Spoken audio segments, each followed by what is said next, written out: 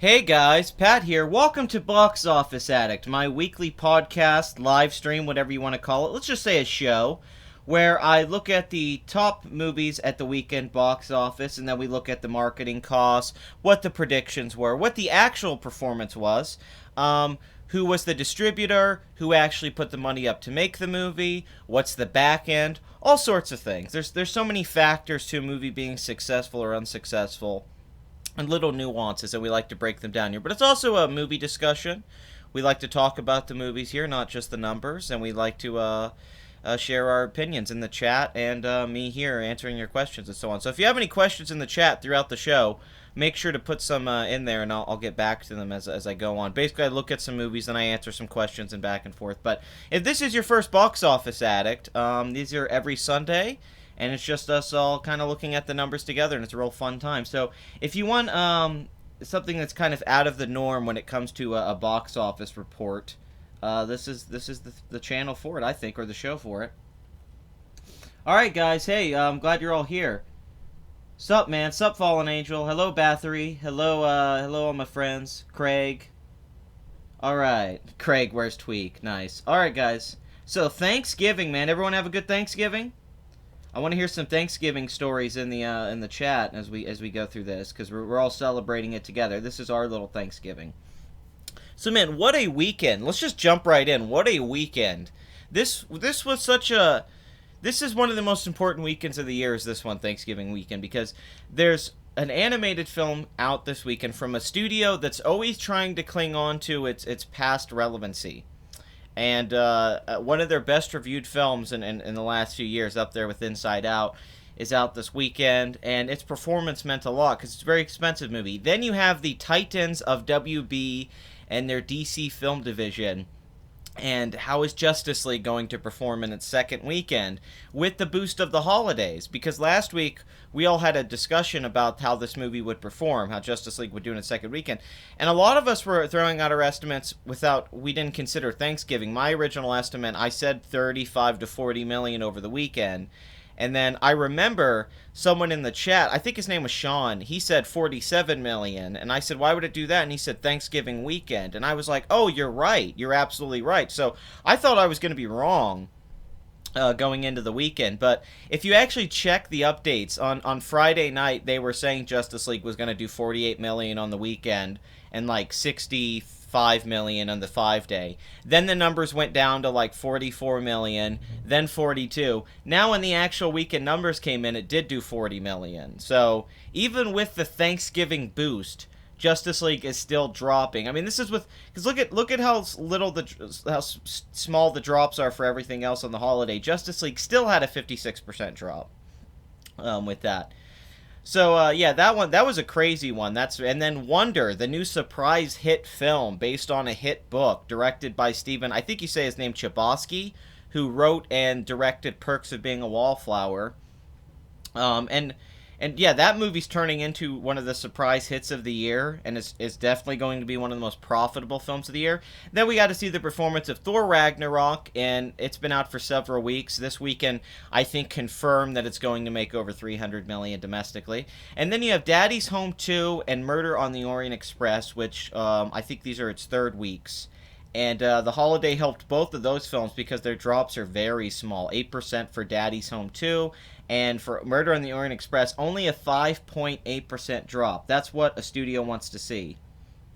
I had a really fun Thanksgiving. It was kind of the typical food wise. I went to my family's house, and my sister was there with her kids, and my parents, and then my aunt and uncle, and a couple other uncles were there. There wasn't too many people because where I live, all my family isn't here. But we had ham and baked corn and sweet potatoes, stuffing, all the stuff, deviled eggs. It was a lot of fun, but mainly it was I got to hang out with my nephews and we played Wii all day and Super Nintendo and stuff like that. It was really fun. They're all really close within their age group, so there's four of them, and I kind of just get to I don't get to see them very much, so that was fun.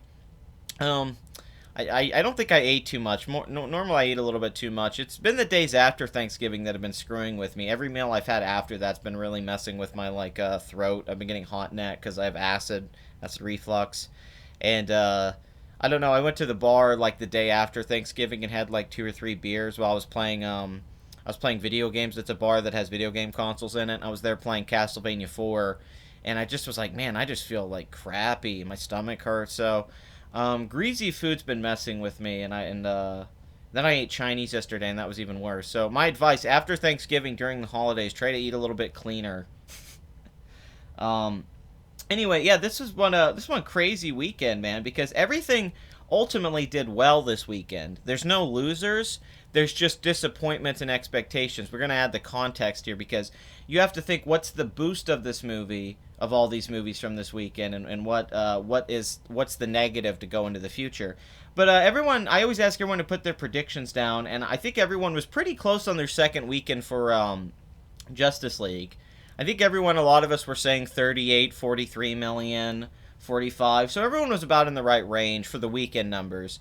I don't remember what everyone said for Coco, so if any of you can tell me what your predictions were in the chat for Coco, I'd like to see, because eventually down the road I do want to give out some kind of prize for people who get the number right. If you get the exact number right, I do want to start giving out I don't know, little gift things I'll send to you guys, because I have some stuff I could give out to you. So anyway, all right, let's look at the movies. I guess I'm just rambling on at this point. Anyway, Bathory is the moderator, my blood countess, in the chat. And if any of you are D-holes and you screw up the flow of the show or you're messing with anyone in there, you're going to be kicked out pretty quick. So just let you know, if you want to have a fun time, if you want to have good conversation, the chat is great for that. But yeah, just try to be nice to everyone else. That doesn't mean you can't talk crap. It's okay to talk trash to each other, but just be polite as for internet standards, if you know what I mean. If this is your first time though, just jump in. Who cares? Okay, let's look at Lady Bird first, because I want to talk about this movie. This is Greta Gerwig. Is that how you say her name?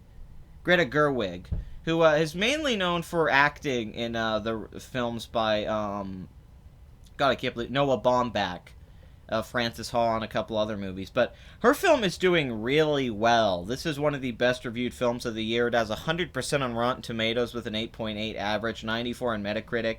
Definitely going to be getting some Academy Award nominations. In fact, I wouldn't be surprised if this got a Best Picture, Best Director, Best Screenplay, and Best Actress nomination. It wouldn't shock me at all. I would not rule that out, just because the reviews. And it's performing well. This is not a big budget film.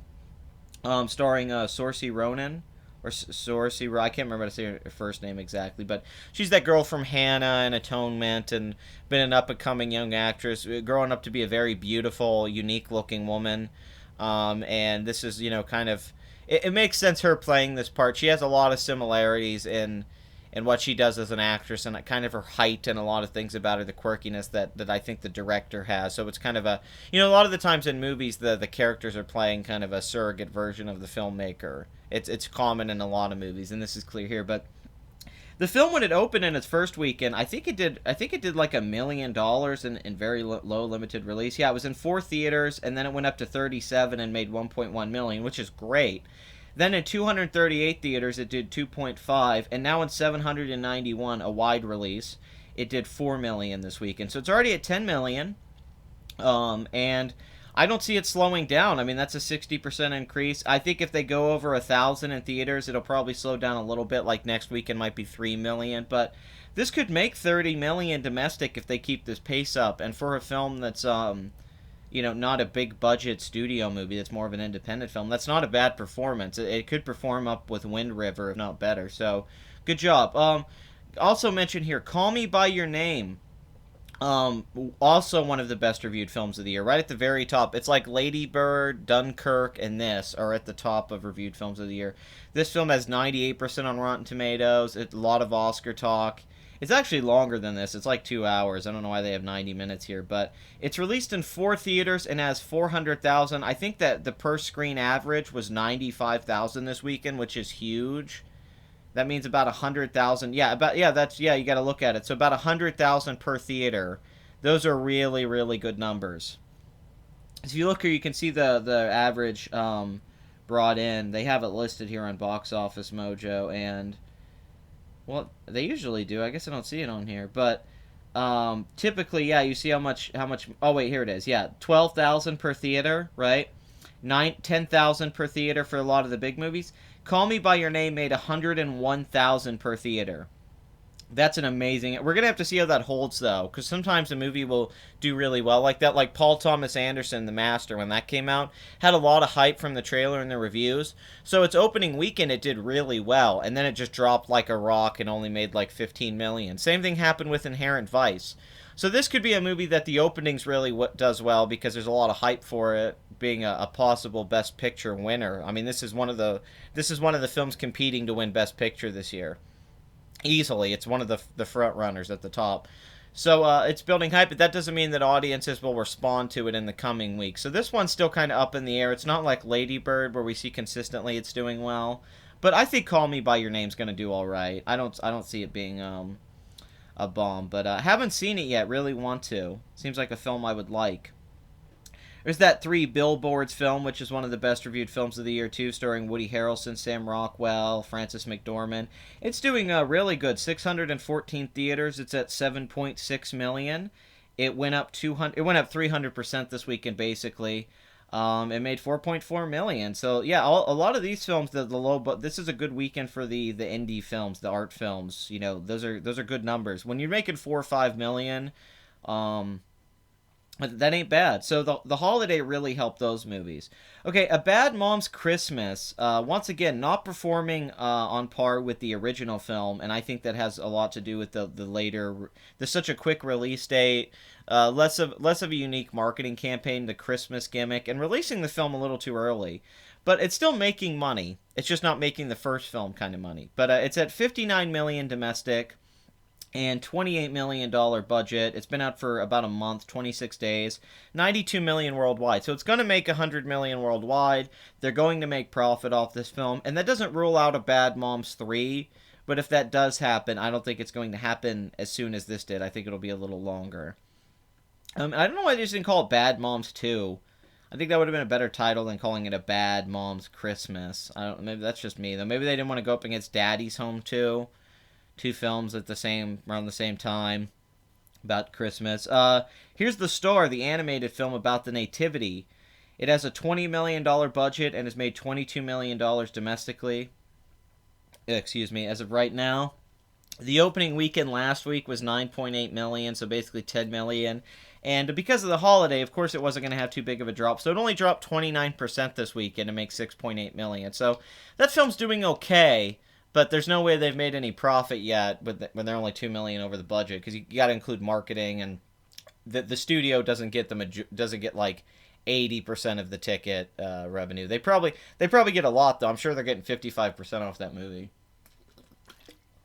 Okay, now let's move on to the big ones, the top 6. That's where there's a lot of interesting stuff to talk about this weekend. In fact, this is one of the best weekends of the year since I've been doing this show.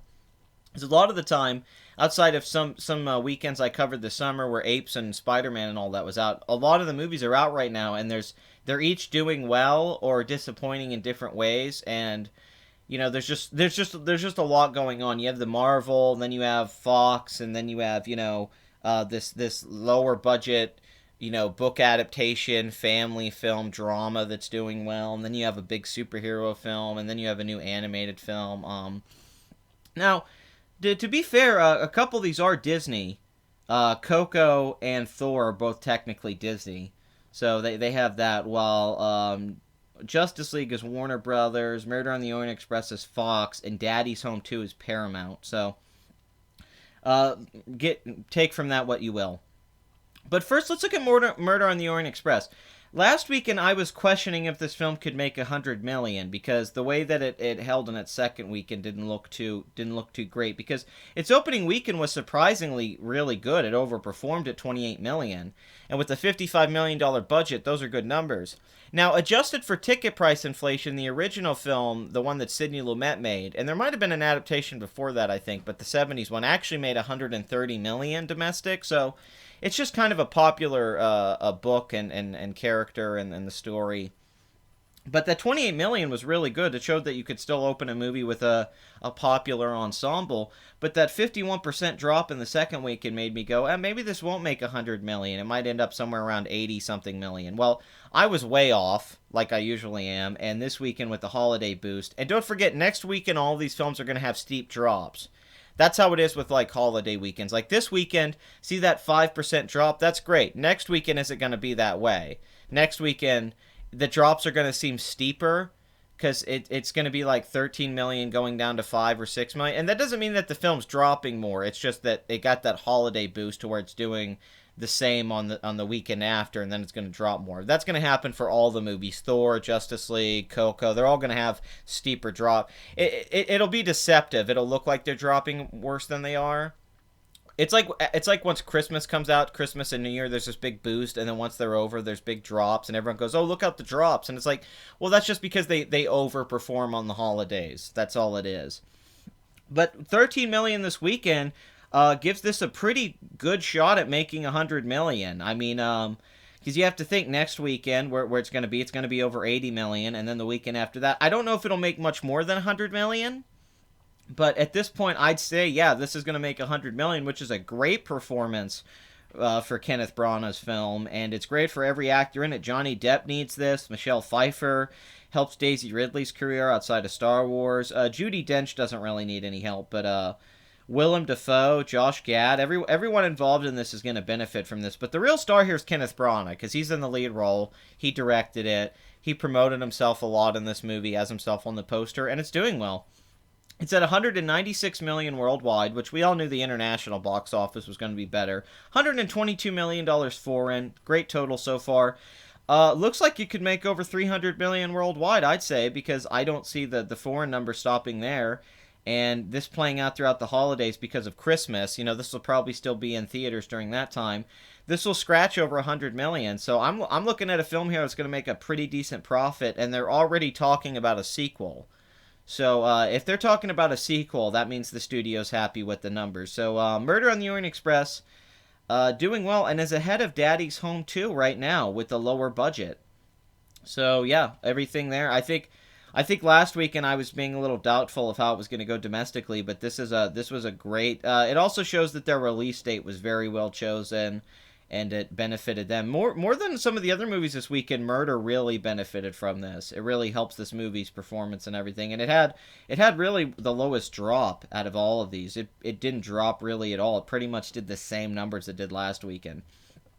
All right, let's look at Daddy's Home 2, directed by Sean Anders and starring Mark Wahlberg, Will Ferrell, Mel Gibson, and John Lithgow.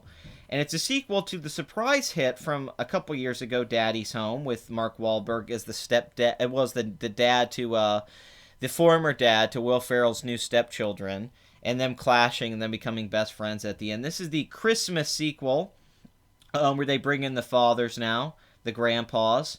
So on its first weekend, it opened to 29 million, which was above the estimates. A lot of analysts were saying under 20 million for the sequel, but then it overperformed. Then in its second weekend, it also dropped 51%, like Murder on the Orient Express.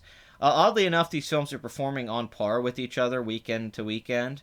And then here in this third weekend, because of the holidays, it didn't drop much at all. 13.2 million at 72 million. So this has a better shot at making 100 million as well. But I still think this movie could end up at like 95 million, 98. Because you have to remember, next weekend the drops are going to be huge. Like Thanksgiving is making this more this is deceptive, because if it wasn't the holiday weekend, all of these movies would have had much steeper declines, all of them. Coco might have opened around the same number or roughly, but everything else like Justice League and Thor and all these, even they would have had bigger declines. That's not me being negative. That's why you release movies at certain times of the year. Winter's a different release date. Now, people think movies hold better during winter, but that's not true. It's just certain times of winter. I saw a lot of arguments on Deadline between DC people, and they're always, they get insecure because their movies don't compete with other films that Marvel releases, or even Fox now when it comes to profits, and they go, oh, Marvel fanboys just attack DC for no reason. Now, someone like me, I prefer DC Comics to Marvel. I prefer characters like Batman and Superman and The Flash and Wonder Woman and Green Arrow, Green Lantern. Those are my characters. The question... But I just don't think DC makes very good movies. The reason I criticize them is because I want better stuff, and it is laughable. Justice League is performing below Thor Ragnarok. That's pathetic, no matter how you try and spin it. The third Thor movie shouldn't be outperforming Justice League. It just shouldn't. That's ridiculous. And that's a lot of the issue here. It's because we want DC and WB to be better. It's not because it's Marvel fanboys who just hate DC. It's because Marvel makes a lot of good movies, whether you hate it or not, that perform well. And DC seems to struggle to make an even adequate film most of the time. And it's not being fanboys. It's not fanboy war. It's just that DC films kind of suck. And I feel like a lot of the people that defend them, they talk about how it very much confuses me. A lot of the people that love the DC film division, that love Zack Snyder and love what's been going on, they always try to come from the point of view that they're hardcore comic book fans. And they think these films are more loyal, or they're more artistic films, dramatic films that are trying to do something different, while Marvel's generic, jokey sitcom stuff. And I could get that criticism if we're talking about Batman Begins, maybe, compared to something like Thor, the first Thor, Captain America. Stuff that was a little quiche, a little cheeky. But, really? I mean, are you trying to, like, I don't get this attitude that, it's just insecurity, and I'm not trying to be critical, but the box office is there, the reviews are there. It's like denial. It's just denial over and over again. Like, well, hey, it's actually the DC films are all masterpieces. Batman v Superman's a masterpiece, and nobody sees it. You can't see the genius of it. Okay, so all of us are blind to the genius of these movies, while you see the genius of it because you're more hardcore comic book fans than us. It doesn't really make any sense. Even more so when the Marvel films are pretty loyal to comics. A lot of the plot lines and characters and dialogue even comes from Marvel comic books. And DC, you can tell that it's filmmakers that are trying to change the comics to warp them into their own product, which is fine. I like that. But when it's mediocre filmmakers like Snyder, and everyone tries to give it a pass. The DC people, they try to give it a pass. It just becomes really laughable. It's like, no, you have to hold people to a higher standard. If you don't complain about the bad stuff, you're never going to get good stuff. If we didn't all complain about Joel Schumacher's Batman films for years, we would have never gotten Batman Begins and the renaissance of Batman. If people hadn't complained about all sorts of Star Wars, and I don't like the new Star Wars films as much as other people, but they are successful and did bring Star Wars back in a lot of ways. It's because people complain so long, It's complaining does help. Eventually it does burn into people's minds that, like, okay, DC, I don't even hate Justice League. You can go watch my review. I thought it was a fun movie. I gave it a 6. A 6 is pretty generous for a film that's a total mess. And it is fun, and it has great moments. It really does, but that tone that's in there, those moments that are really good, that should be the whole movie. The whole movie should have been good. Okay, I don't want to settle for a 6 out of 10. I want a 9 out of 10 Justice League movie, and you should too. You shouldn't settle for something shallow that's passable because you like these characters so much and you just want them to exist in movies. So you're like, okay, you shouldn't just be a Kevin Smith reviewer. Okay, you gotta believe that they can do better because they can. You know, look at Fox. Look how long they struggled before they did Deadpool and Days of Future Past. You can do better. You should do better. Filmmakers don't get a pass, especially for a $300 million film like Justice League. That doesn't mean that Aquaman won't be great and Wonder Woman 2 and the Batman and what they do in the future from now on.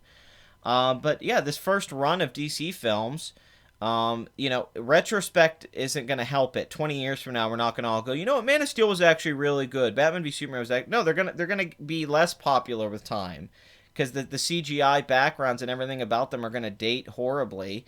And then when somebody does make better films in this franchise, like Patty Jenkins did, or when they make Nightwing and all that, or Matt Reeves makes the Batman, it's going to be easier to forget the era of DC that we're in right now. This is going to be a stain on Warner Brothers and for superhero films about how you failed to market a whole universe to really sell it, and then you have something like Justice League where it's not a bomb, but it's a financial disappointment that will go down as one of the great financial disappointments, ever. And the context is there. It's overwhelming. I mean, it's the least impressive performance for a superhero film this year for the most part. Like Logan did better when you look at profits. Thor's doing better. Spider-Man Homecoming did better. Wonder Woman did better. They're all up. Guardians of the Galaxy 2. That's pretty bad when you consider it's a movie with Superman, Batman, and all that. You could kind of make an excuse for Man of Steel and Batman v Superman. But this movie is performing below Batman v Superman. So it's kind of like, yeah, I don't know what the excuses are anymore. I think we all need to acknowledge, for better or worse, that Warner Brothers screwed up. They screwed up. And to what degree depends on you, what you feel. But you can't deny that if movies are about making profit, and I know it's all, it doesn't matter, it's about art. Okay, if we're talking about Blade Runner 2049, maybe, but Justice League's not a piece of art. It was made to be a piece of fluffy popcorn entertainment, and if you like the movie, that's how it works. It works as a very shallow film experience, enjoyable. So it's like a matinee movie. So if it's not doing well in that sense, it sucks, because it did remind me of Superman 2. At its best, it did remind me of the campiness of Superman 2, and then watching two filmmakers going back and forth between Richard Lester and Rick Donner. It did kind of give me that vibe, but unfortunately, Superman 2 still works overall when it's doing that, and there just wasn't enough of a balance between the two in Justice League. But let's look at Wonder's box office right now. This movie is doing so well. I mean, what a hell of a performance so far. Kevin Smith made probably the funniest movie of the 90s, Clerks. I definitely think it's one of the funnier movies of the 90s. It's not my favorite comedy of the 90s, but it's definitely one of my... I like it a lot. My favorite Kevin Smith film's Chasing Amy, and that's pretty much it. If they got rid of Joss Whedon, the Justice League would do a lot better. See, I don't know if it would. I'm not sure. Like, that's... You work out at our Red Letter Media. I enjoyed the whole movie. It was Super Friends. See, my issue with that is that it really wasn't Super Friends. See, Super Friends would be these little stories, these little vignettes of them fighting. Like, if it was really Super Friends, Sean, that movie could have been genius, because then it would have been, hey, here's a storyline with Batman, here's a storyline with Wonder Woman, like the opening scene or Batman on the rooftop, and then the whole movie just would have been a collection of little superhero set pieces and then put together. Maybe even do it kind of like Marvel's, where someone else is telling the story of how the Justice League brought Superman back, and maybe the Flash is even narrating it. That would have been more like Super Friends. The whole movie doesn't play really... Some of it does, like when Aquaman goes underwater and stuff, that feels very Super Friends, but the stuff on Themyscira was not like Super Friends at all. I think the best moments of the movie are like Super Friends, like when Flash is flying by Flash and Superman are racing. Those moments are perfect. But yeah, I also disagree that if they would have just released the Zack Snyder cut, it would have done better. I think that would have done just as badly, if not worse. I really don't think it would have done better. And my only thing is that I think this is a result of everything. I think this is a result of people not responding to the last Zack Snyder films. I think it's the trailers, and the trailers were mostly Zack Snyder stuff. And I think if they would have released a 3-hour, 2.5-hour film that was like that, it might have done worse. Really, there's no way to say. I think what they should have done is not had Zack Snyder to begin with and just let Joss Whedon make this movie. It should have always been Joss Whedon, because the stuff people are responding to, for the most part, a lot of it's Joss Whedon. if stuff that he was writing to begin with, and he came in and did reshoots on. A lot of the stuff that people like, the Superman moments and stuff, that's Whedon. So I think Whedon should have made, because he pretty much would have made a big budget version of Justice League Unlimited. And the movie wouldn't have felt like it was on a sound stage. The whole movie felt so small. So I'm not really sure. I don't really know if that would have helped at all. It's debatable. We'll never know. But I don't think it would have helped the movie to have to have the original Snyder film anyway. I think that people who love his films would have said it was great and made more excuses for it instead of just saying, oh, it's a mess. I think it was going to be a mess no matter what. They wouldn't have reshot so much and cut it up so much if it wasn't a mess. Like, I believe the rumors when they said it was unwatchable. I could totally see that they rushed and made an unwatchable Justice League movie, and they tried to save it. That's the vibe you get when you watch it, is that they were trying to save it. So Joss Whedon did he did the reshoots. He also, they were already planning the reshoots. He was rewriting the screenplay and writing new things, and Snyder was going to reshoot the movie with that, and then his daughter committed suicide, so Joss Whedon just stepped in and took over. But Whedon, they told the editor, we only want a 2-hour movie. I think where they screwed up is they didn't spend enough time on the post. They should have made the movie a little longer. It should have been 2 hours and 15 minutes or 2 hours and 20 minutes. They could have fleshed out some more stuff. I don't know. They could have done little things that would have really helped the movie a lot more. They didn't do a horrible job considering how much of a mess it was to begin with, but how do you spend that much money and have such a dull-looking movie? That was the weirdest part about the film, is how dull it looks. Like, I could forgive a lot about Justice League if it looked better. You could say what you want about Batman v Superman, but it was a pretty good-looking movie. Larry Fong's work on that movie was really good. I love the cinema, except for maybe the last 30 minutes where it goes all CG, but a lot of the movie's well shot. The lighting's really good. The editing, the editing's pretty bad, the transitions, but the way the movie, the camera flows into shots, I really like. I love the scenes with Ben Affleck going around like Bruce Wayne at the party and stuff. That's good stuff. There's never really anything here that well done visually. Like, there was a lot more craftsmanship in Batman v Superman, while Justice League really looked and felt cheap. It felt like a cheap 90s movie. I mean, I don't see where the budget went. Even the money they spent to fix Superman's like mustache and stuff, it's like, why does that look so bad? Shouldn't that look really good? I guess the guys rendering the movie, the computer effects guys, they probably didn't have enough time to finish a lot of these effects, because if reshoots are happening and then you have to rush to do these effects, I mean, it is really just a matter of time. It's like you need more time with anything, and it felt to me they didn't have enough time to make the movie look better. Because a lot of it did look so cheap. It was weird. It looked like they were walking around on a sound stage. It looked like they had green screen everywhere. It looked like they didn't spend much time on designing the movie, the backgrounds, the world. I mean, it was very... Because really, even, like I said, even though I'm not a big fan of Man of Steel and Batman v Superman, I still think there was a lot of things about them that were really good technically. They were well designed. Maybe they were cutting their losses early on in production. If they were going to do that, then they should have just said F it and cut Snyder's film down to 2 hours and just said screw Joss Whedon's reshoots. Like, really, if they did want to cut the losses, maybe they should have said, hey, we're going to release this film. They could have had Whedon edit it down. I get that. Have him in the editing room and try to give it a flow. But instead, it seemed like they like, hey, let's cut every establishing shot and some of these character beats. And I don't know why they cut all of that. So, stuff just wasn't fleshed out. Like Cyborg, I thought he was going to be the last mother box. That didn't really pay off. They didn't flesh out Steppenwolf's mother and Darkseid and all that stuff. All that stuff could have been really cool. That was cool stuff. I think they should have kept a little bit more of that stuff that Zack Snyder filmed and cut down some of the crappy stuff at the beginning. Like, I really didn't need some of that early exposition stuff. I think you could have skipped a lot of that and actually kept a lot more of the character moments. Like the backstory of Cyborg and stuff that we know was cut out. I think they should have kept more of that and less of the... Or like Batman getting in the thing. Why did they cut so many cool moments? Like, I don't know what they were thinking in the editing room. Why did they cut the moment like, my turn? Or why did they cut the moment with Batman saying, I'm real when it's needed or when it's necessary? Those are cool little moments. And that makes no sense. A solo movie's budget for the effects development for the featured hero, Justice League, had to pay for Cyborg, Aquaman, and Flash. It's just even the design of the film, though, how they thought of it with the special effects. I can't believe how off they were with even thinking the design of the movie didn't even feel right. But I do think it was rushed. I don't think they gave Snyder or anyone a lot of time to prep the movie. Like, I think he had a lot more time to prep the... Like, it felt to me like they just jumped into production on this and told him, hey, go make a movie. It didn't feel like they had any time to work on it. No need to light anything. Just place a lens filter on the camera. Lighting takes time and manpower. Just place a lens filter. What great vision. Good point.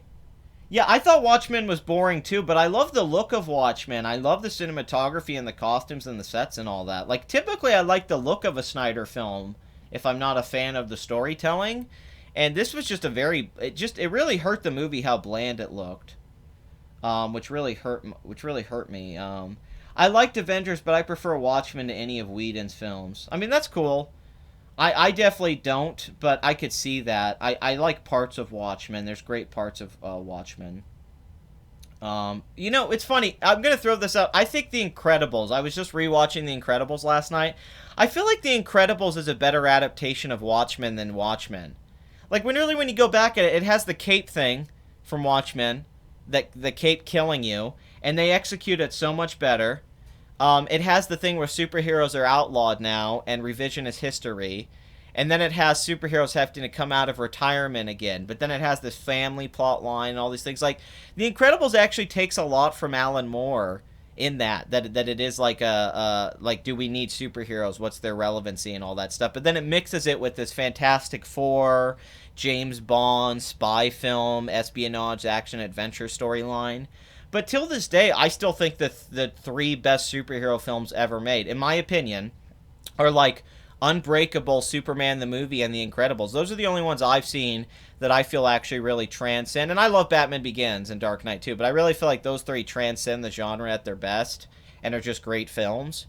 And The Incredibles, I think it does a lot of that stuff better. It's funny because the cape thing is well done in Watchmen, but Zack Snyder's so indulgent, and in The Incredibles, they're really clever about it.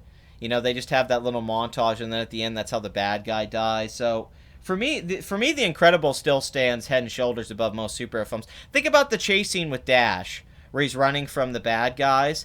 That's better than most of the action scenes in modern films. I rewatched it the other day. That animation's held up for 14 years now or something. That moment where he's running from the guys, and then Brad Bird's so amazing at this. Brad Bird is so good at this. There's that moment in The Iron Giant where the kid's Hogarth's falling with the giant, and then the giant flies, and Hogarth goes, "You can fly? You can fly?" And it's one of the most amazing movies that I've ever seen. One of the most amazing moments in a movie. And there's that moment in The Incredibles when he's running on the water and Dash just goes, when he realizes he can't. Beautiful moment. Brad Bird lets you live in the moment with those characters, and then it makes everything feel so much greater when it happens. He's such a great... He's the closest we have in modern day to Spielberg. He really is. A lot of other guys try to be Steven Spielberg and capture that. Really, the guy who should be rebooting Indiana Jones is Brad Bird. Really, the guy that should be handling Star Wars is Brad Bird. That's the guy who has the touch for action stuff. And, The Incredibles, the animation, it hasn't dated at all, man. And, man, think about how great the structure of that film is. You have the first act where you get these wonderful flashbacks of the past, which is what I wish the sequel has more of, is more of the old days. And then you do kind of get this Watchmen feeling of the superheroes who still want to fight, like they're, but it's funny too. And then you get this family dynamic. But the film's so brilliant in its structure in the first half, where Mr. Incredible keeps going to the island and he gets in better shape. Then it organically becomes a superhero team film. It doesn't force it like a lot of other superhero team-ups where it's like, let's get the band together. The Incredibles, it doesn't really become a team movie until like the end of till the start of the third act, once his family goes to save him. And then the kids start developing their powers, and you see what they can do, and then they all come together. And then there's that moment they all start fighting together, and you're like, oh, this is a superhero team movie now. But it all happens so naturally. That's what's so rich about it. And Brad Bird takes from so many sources that he makes something feel fresh again. Just like Iron Giant took kind of the E.T. formula and made it good. I think Tomorrowland's okay and only held back by the screenplay by Damon Lindelof. Damon Lindelof is the biggest issue with every movie he's worked on. Cowboys and Aliens could have been a good, fun movie. The first 40 minutes is fun. Terrible third act. Prometheus could have been a better movie with a better screenplay. I like how it looks visually. I mean, the Star Trek screenplays he wrote, kind of mediocre. Star Trek Into Darkness, he worked on that screenplay a lot. And Tomorrowland, same issue. Visually, Tomorrowland looks amazing, and the tone reminded me of The Rocketeer. It was like a Joe Johnston film, and I really liked the opening scene. It reminded me of um, Bioshock, the second Bioshock game, Infinite. But once again, Damon Lindelof, he has this cool setup, and then he can't write his films out. He's so bad at movies because he's not good at fleshing out characters and story. But it didn't put me off on Brad Bird as a director.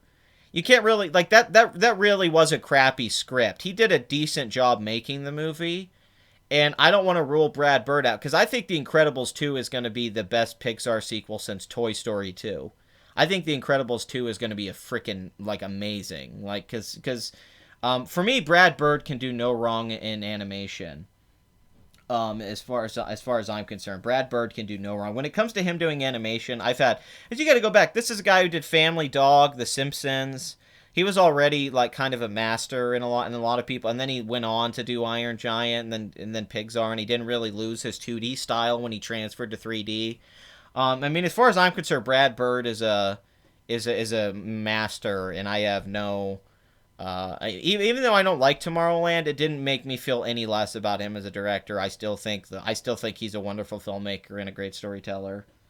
The Incredibles also had great music. Yeah, Michael Giacchino. It's one of the greatest scores in a modern movie too. I mean, you got to think about the action scenes in that movie are seamless.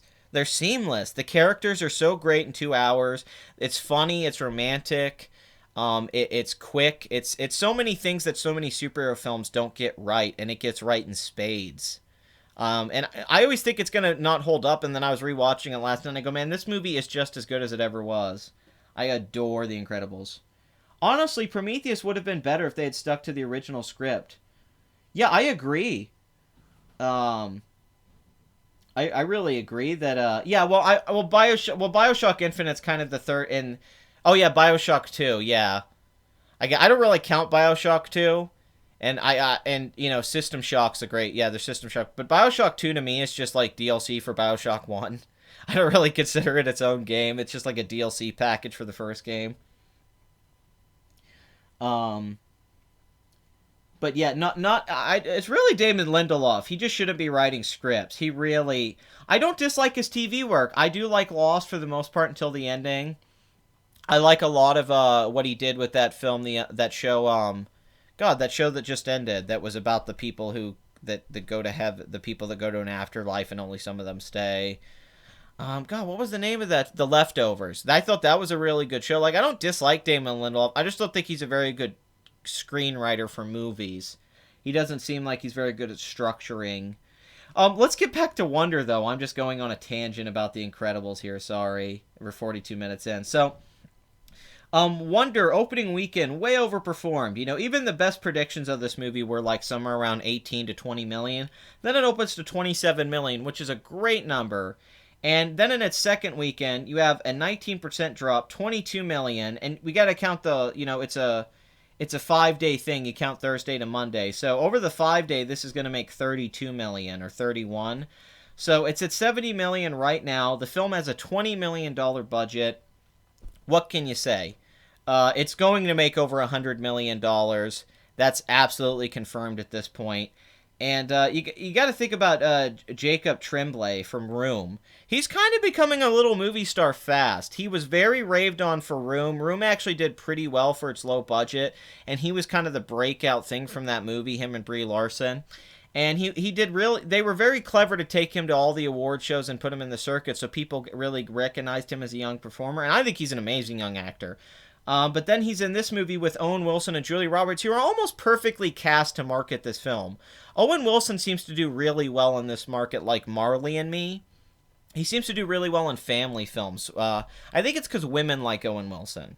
And I think his career would actually take a better turn if he kind of left a lot of his situational comedies that he did for so long and leaned more on movies like this or Midnight in Paris. If he made more romantic films, his most successful films in the last few years, a lot of them were those kinds of movies. I think women like seeing Owen Wilson be a dad. I think he's just it just seems to be working for him. It's like Cusack. Cusack, I always said, because he wasn't in a lot of hit movies, and I love John Cusack, and I'm like, he should have done more family films. He should have been more in more romantic comedies. Those help.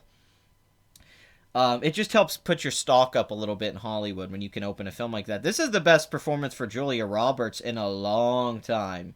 She hasn't had a movie do this well in years, and I'm talking years. We're talking since Eat, Pray, Love. I mean, it's been a long time since she's had a film do really well. But yeah, for the director and all that, great reviews. I see this getting some Oscar nominations. I think the hype there. I think Jacob Tremblay is going to get a supporting actor nomination or actor. I think it's almost a lock at this point. He's going to get nominated. He's getting raved on universally for this movie. I'm only interested in seeing this movie because of his performance, because I'm hearing such great things about it. I'm hearing he's like a rebel. And he was so great before, it's not surprising. What this movie reminds me of is Mask with Eric Stoltz from the 80s. And that's a movie I do like quite a bit with Cher, and it's kind of a sentimental, TV movie that's good enough. So hopefully I like it, and I like the director, but I think this is going to get a couple Oscar I wouldn't even be shocked if this turns into The Blind Side and possibly gets a Best Picture nomination. Don't forget, remember a few years ago The Blind Side came out, and Blind Side made $250 million domestic and got 2 Oscar noms, and Sandra Bullock did really well, and I think Wonder has that potential. Yeah, Wonder is a modern day Mask, but less depressing. Yeah, I do hear it's a little happier, because it's not about people like learning their lesson. It's about them actually thinking about what they're doing wrong and kind of changing organically, not being like, hey, guys like Owen Wilson because he's a legit average Joe. I think men and women both like Owen Wilson. Yeah, I think it's I think he hits a lot of demographics. Like, I think Marley and Me a few years ago, I think him and Jennifer Aniston being in that was genius. Opening that on Christmas with the two of them was just a really smart move, I think. I'm trying to read some of your comments here real quick, sorry. So if I'm a little quieter. Prometheus, East Girl, Best Anna, The Rock Creations. You can easily find it on Google. It's called Alien Engineers. Okay. I guess there's nothing here. Yeah. Mask was too sentimental for me. It is a little too sentimental, I won't deny that. But I still think, didn't Peter Bogdanovich, I always have a hard time with his last name. He made that. The guy made Paper Moon and The Last Picture Show was really good friends. But I think Eric Stoltz is just amazing in Mask. Eric Stoltz really makes that movie what it is, and Cher. Julia Roberts on Hearst in the 90s rom-com. Yeah, she definitely ushered in the 90s sitcom. Sorry, yeah, Julia Roberts ushered in the 90s rom-com. Yeah, Pretty Women. I'm thinking of Little Women. Pretty Woman was definitely one of the kickoffs of the 90s rom-com. Man, she was in one hit movie after another. Let's just go look at Julia Roberts' career in the rom-com, and I'd even say it was kicking off before that. I would say it was already happening with like Mystic Pizza and Steel Magnolias. I already feel like that genre was already kind of, not that the rom-com wasn't yeah, I think Owen Wilson is good for rom-coms, because yeah, I'm a fan of rom-coms. I still love Roman Holiday and a lot of those classic films that were made back in the day. But she kind of started off with Mystic Pizza, which was kind of a cult movie at first. Did really well on video. Had a lot of really popular actresses and actors in it at the time. And then she was in Steel Magnolias, which was a huge hit at the time. 1989, 83 million domestic. Starred a bunch of famous actresses: Sally Field, Shirley MacLaine, Daryl Hannah. That kind of made Julia. I think she might have even got an Oscar nom for that, for supporting actress. Then she was in Pretty Woman, which was a mega hit. 463 million worldwide. I think still to this day the most successful romantic comedy ever made. And I actually love Pretty Woman. I think Pretty Woman's a terrific movie. I wish the ending was different and they had stuck to the original concept more of a modern day midnight cowboy with a darker ending. But I still think Richard Gere and her have great chemistry. The dialogue pops in that movie. Great dialogue. And yeah, I'll just say one of my 100 or 50 favorite is Pretty Woman. I love Pretty Woman. I've watched it like 8-9 times, and I have no problem admitting. Gene Siskel said it in his review in the '90s, and I agree. It's well crafted, a fine piece of commercial entertainment. It's a commercial movie. It's cliche. You've seen it all before. You know, it's just a remake of My Fair Lady without the music. You know, but there's just something about it. I love the set of the hotel. Well, not the set, but the hotel they're in. I love the feeling of it. I love the world in it. I love everyone who works at the hotel. I love the moment where they walk out and she's in the red dress and the song plays and they go to the opera. I just man, then the dialogue's even really good in that movie where she's like I would have taken like she says something money I would have taken 2,000 and he goes baby I would have paid 4. Stuff like that. Really good lines. So she was in Pretty Woman, massive hit. Then she was in Flatliners, which did really, really well at the time. 61 million domestic. I think that film cost like 20 something million. Joel Schumacher film. Then she was in Sleeping with the Enemy, mega hit, 101 million on a $19 million budget, 175 million worldwide. Big, big hit. That movie's kind of forgotten about today. Let's move up. Then The Hook was a hit. The Pelican Brief with Denzel. This might be the era where she was married to Lyle Lovett. Weird time. Move up. Something to Talk About did really well. Then she had some films that didn't do as well, but they weren't really mainstream films like Michael Collins or Everyone Says I Love You. Woody Allen was declining at the time. Then we have My Best Friend's Wedding, which was one of her most successful films and one of her best films. That's a terrific movie. Conspiracy Theory, Stepmom, Notting Hill, great movie with her and Hugh Grant. Runaway Bride, Aaron Brockovich, all big hits. All movies I like. I like Aaron Brockovich quite a bit. The Mexican did okay. America's Sweethearts did okay. Then she's in Ocean's 11. Mona Lisa Smile did all right. Yeah, she really had her big run there in the 90s. Like this era of from Pretty Woman on to, let's end it at around Ocean's 11, but before that around America's that was a terrific run. And adjusted for ticket price inflation, all of those movies made a lot of money. Pretty Woman made 375 million, Ocean's 11 287, which was the whole cast, but Runaway Bride, even with her and Richard Gere, 270 million. Best Friend's Wedding, 250 million. Rom-coms don't make that kind of money these days. A lot of, this is a different era, the 90s, and how actors opened movies and what people were into.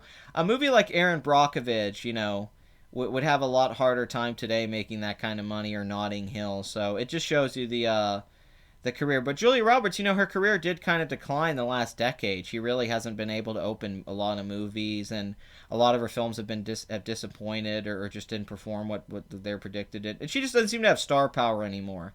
She's not America's sweetheart like she was. But this shows a new era of her career where she could play mothers like this and movies like this and play to a different audience. And to be fair, this was a very popular book, and it being a very popular book did probably add to this opening and it doing so well. I mean, this was a very, very popular book. So and apparently the writer of the novel was originally involved with the script, but he left, and they brought in some screenwriters to work on it. But one of the most successful films of the year. When everything's considered, when you look at reviews and how it's doing and everyone's career involved with it. So, kudos to everyone involved with that, really. They did a really good job on that. Oh, man, Hugh Grant, man, he couldn't not do well in the 90s for like a decade, man. I still think Julia Roberts is attractive. I don't think she's attractive as she was. You're right, back in those days, video rentals meant the worldwide profits from the movie was probably 3 times. I agree, yeah.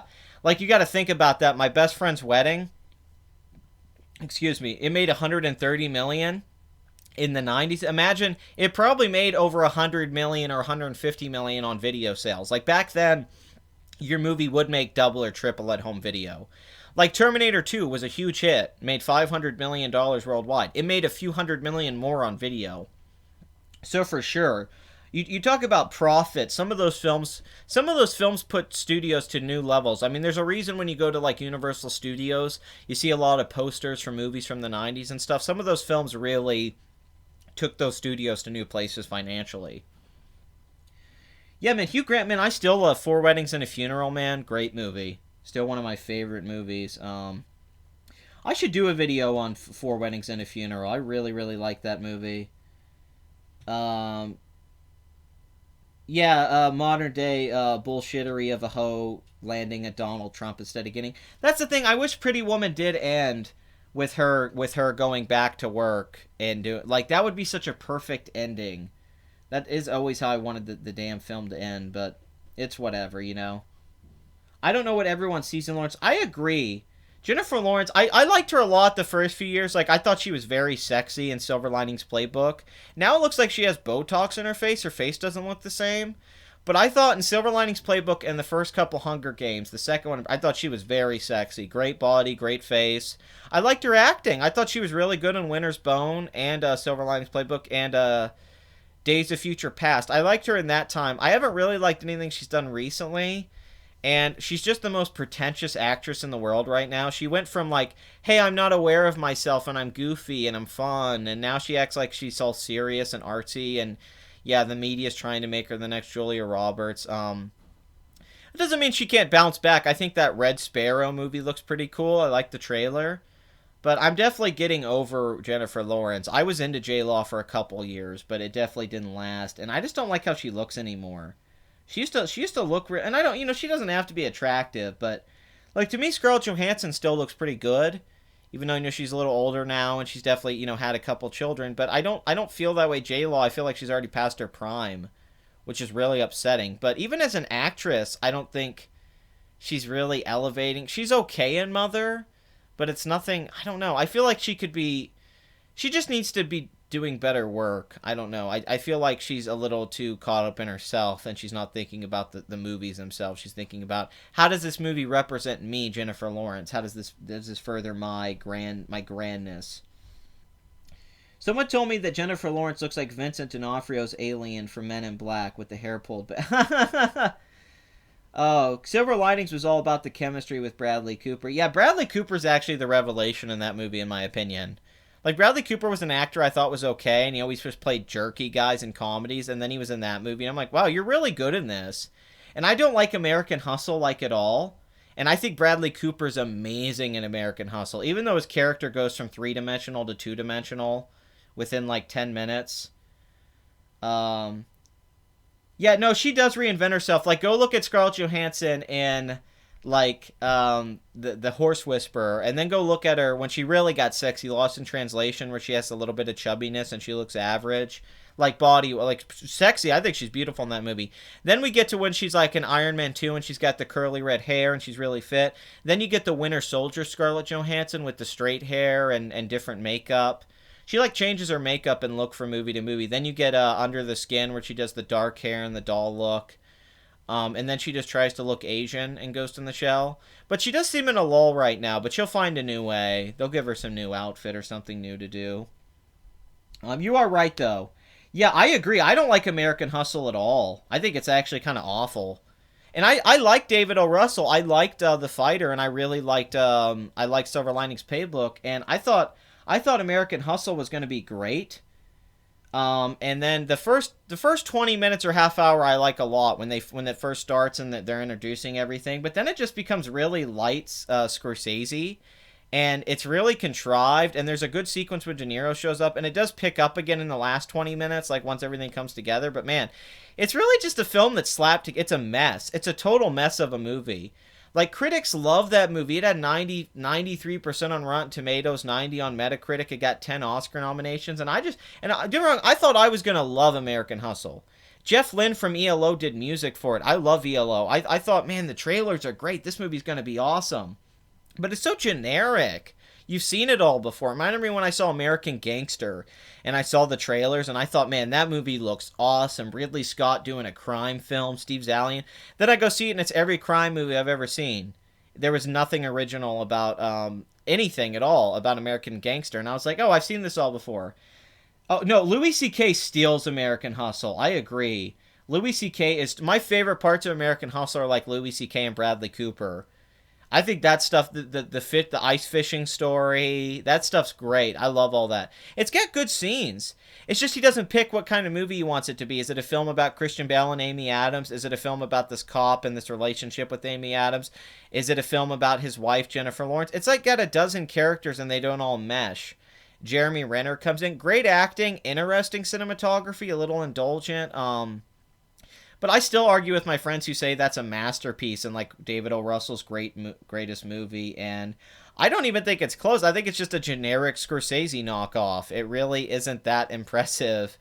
It didn't do anything new. Christian Bale's decent in it, but he's not that great. I think his performance, I think, like I said, I think it was Bradley Cooper's movie, through and through. And yeah, the characters become more two-dimensional. They just change on a whim.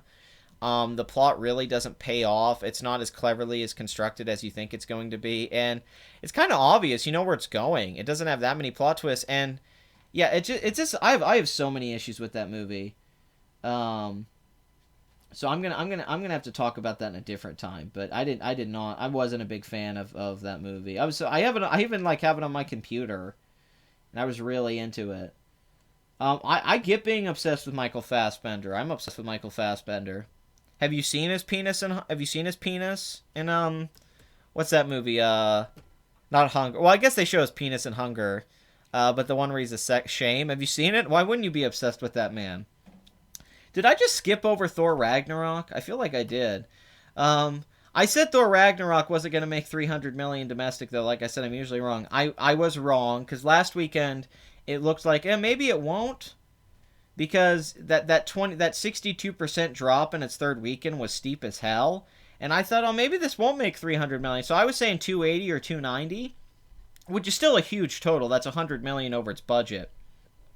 But with this weekend, with that big boost, it definitely looks like Thor Ragnarok's going to make 300 million domestic. And like I said, I was saying like 290 something, and I thought it was a luck the first weekend. The first weekend, I said, this will probably make 300 million, but the declines were kind of throwing me off. It was like Homecoming. But with this weekend hold, it's so close now. It's going to make, I don't know how much more than 300 million it'll do. But for the third Thor film, for a franchise that went from 180 million to 200 million, now to a 300 million domestic performance, that's amazing. And it's really with the Hulk in it, which does help the box office. You gotta have to count the Hulk in too, his boost, kind of like Iron Man and Spider-Man. But it's at 790 million worldwide. It's over 512 million foreign. The first weekend I said it'll at least make 500 million. It's already past that. So Thor Ragnarok is not only a lock now for a 300 million, which is terrific. That's the third Marvel film this year to do that. Look at what Marvel pulled off this year. This is really the year that Marvel showed their dominance, I think, more than maybe any other year. The sequel to Guardians opens to 150 million, 146, makes 863 million worldwide. Then they work on Spider-Man for Sony. That film opens to 117 million, makes 334 million domestic, 880 million worldwide. Then they release Thor, opens to 122 million, and it's going to make over 300 million worldwide and over 300 mil domestic and 800 worldwide. 3 films this year, 300 mil domestic, 800 million worldwide. All 3 different movies. A Spider-Man movie, a Thor movie, and a sequel to Guardians and a space. Amazing for Marvel. This just confirms their dominance at the box office. All 3 of those films perform better than Justice League on opening weekend and consecutive weekends. That just shows you how Marvel's pwning. They're not only doing, like, the only people who are competing with them is Fox somewhat with Logan and Deadpool, and now we're hearing Fox is going to sell that stuff that might be selling to Disney, so Disney might even be getting that stuff.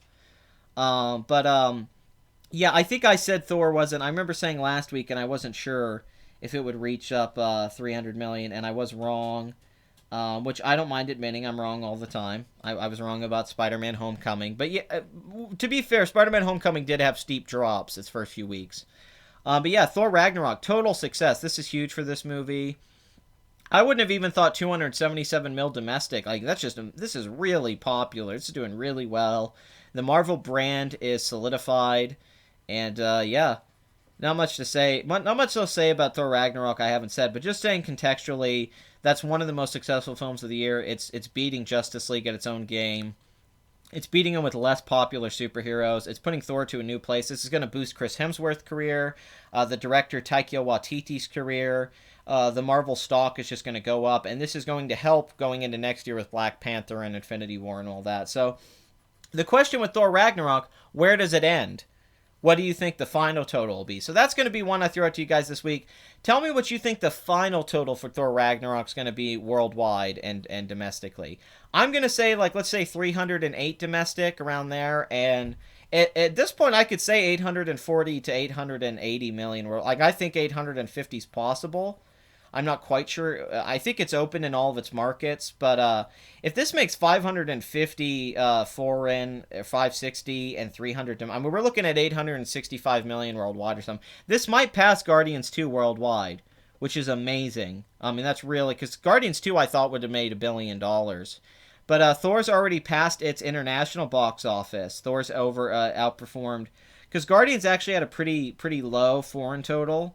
The original film's foreign total was 400 and, like, I think it was around the same. The first film's foreign box office was 440, and then the sequel was only 473.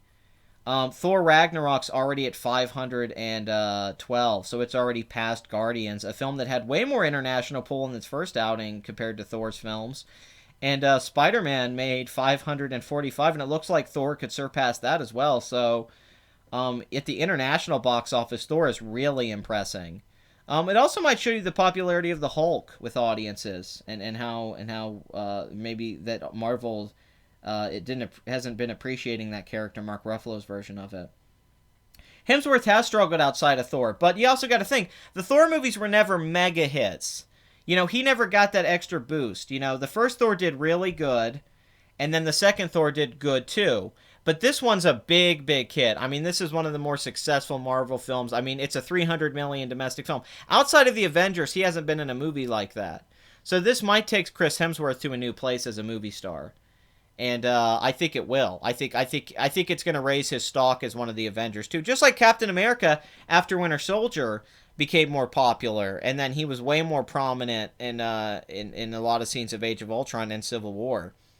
Civil War was all about him, and it had a lot of the Avengers in it. So I think that this will make Thor a more important character to the Marvel Universe in a lot of ways. Plus, he's younger, and he looks like he's going to stick around a little bit more than Chris Evans and Robert Downey Jr. in them. So I think they should keep Chris Hemsworth around. I still think they have several movies with him. They probably have more movies with him than some of the other actors.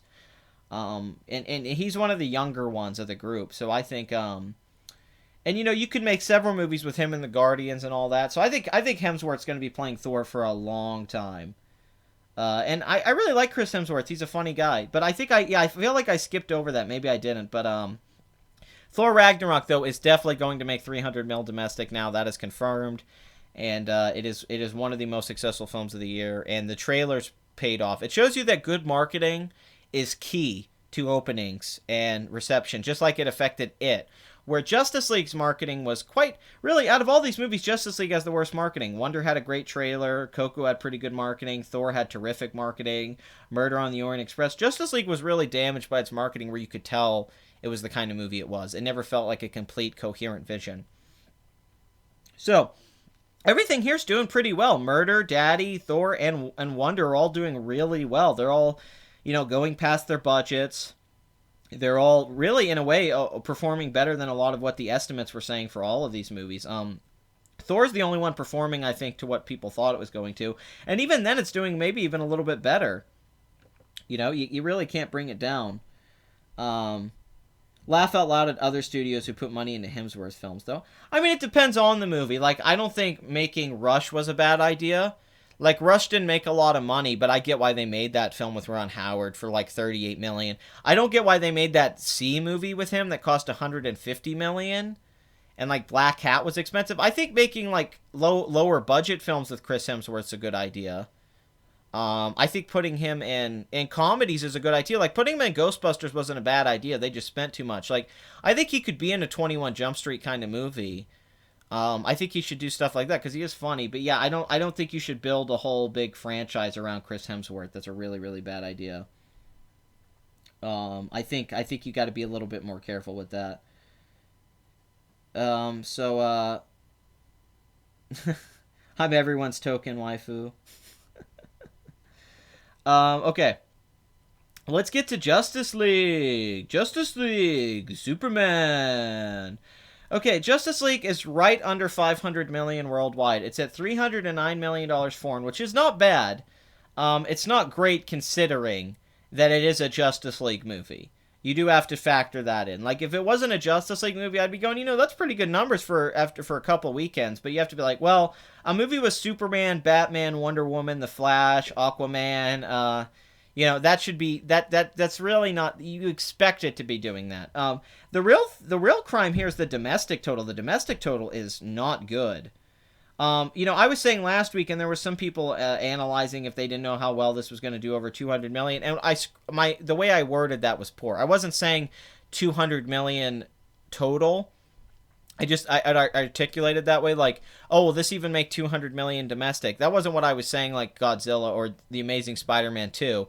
It was more like, is it going to make 200 million this weekend? Because if Justice League had performed like it was supposed to, it would have opened to 110, 120 million opening weekend.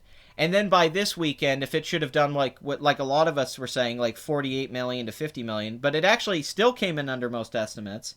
Coming in at 40 million on a 3-day is really bad. It still had a 56% drop on the holiday. It really didn't.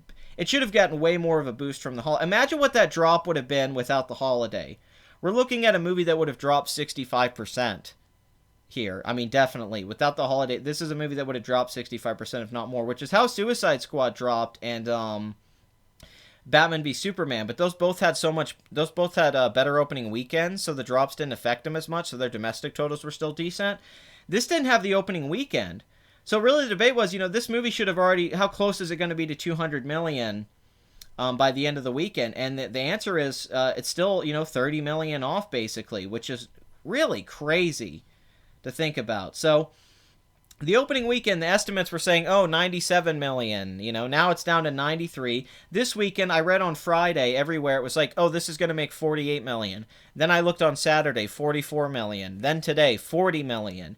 I still think it might come in below that. It might even come in at like 39 million. The 5-day total was supposed to be 65 million. Then it went down to 63. Now it's down to 59.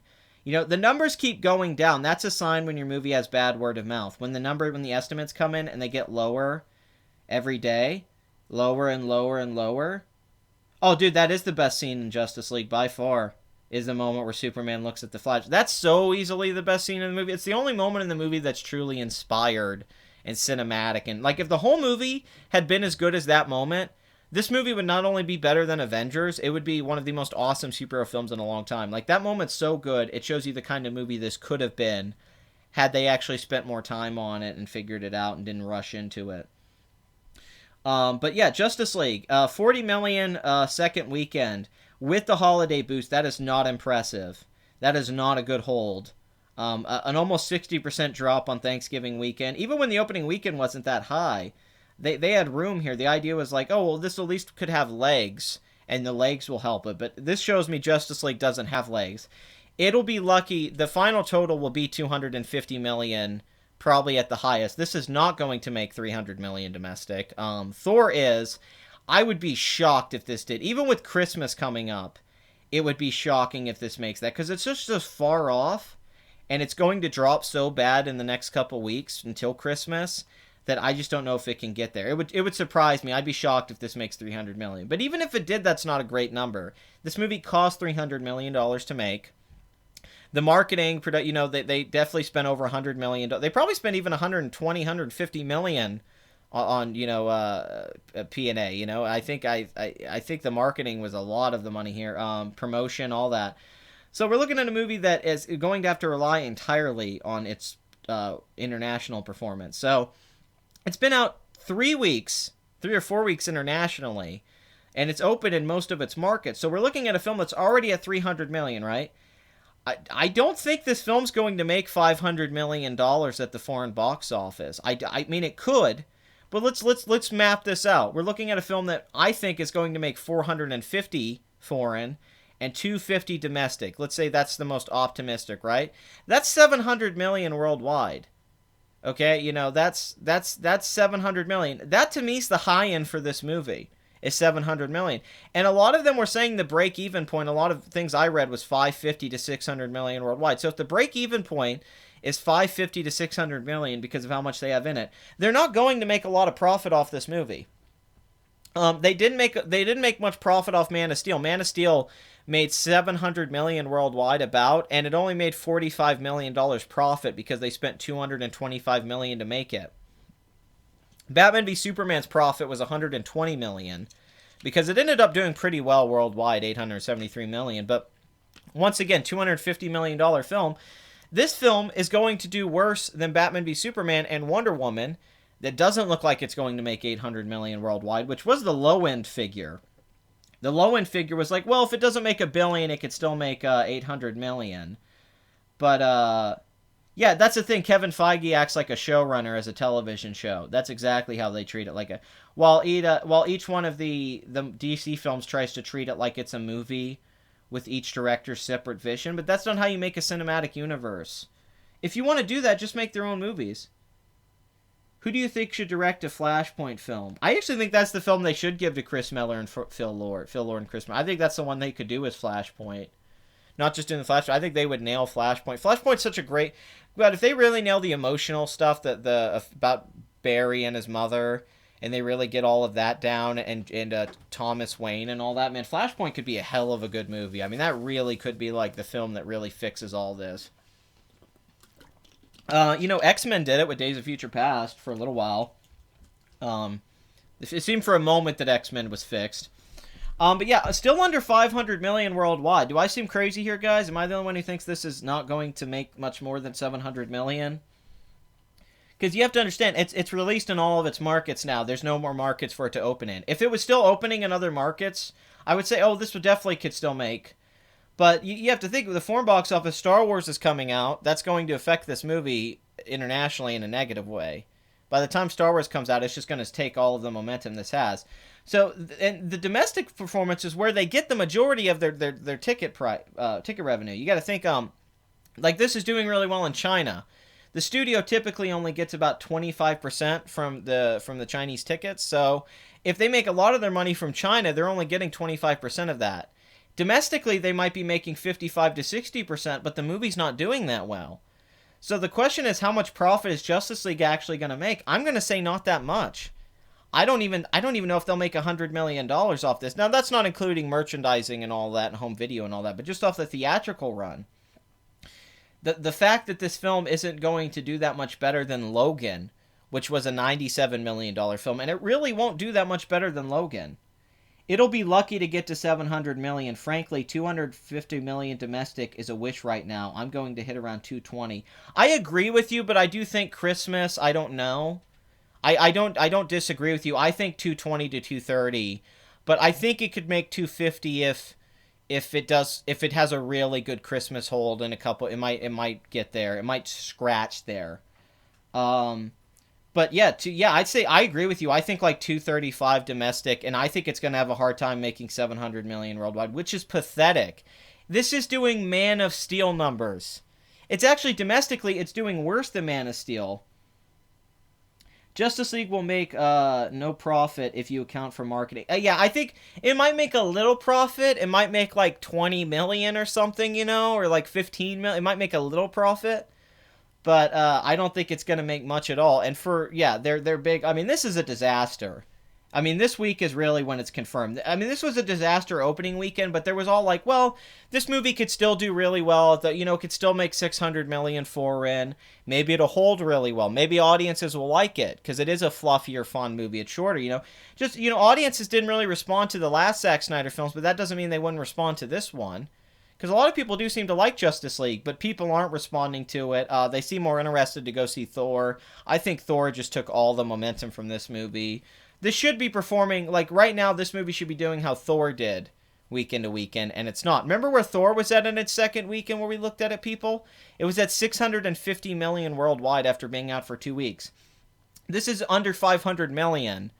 That if you're just going with the averages here and how these things usually go, yeah, this doesn't look like it's going to make very much domestically. For context, for what it is, I'm not saying that isn't a lot of money for a lot of movies, but Doctor Strange numbers, like this is looking like at the end of the day, it's going to perform with Doctor Strange, about like 675 million worldwide and 230 something million domestic.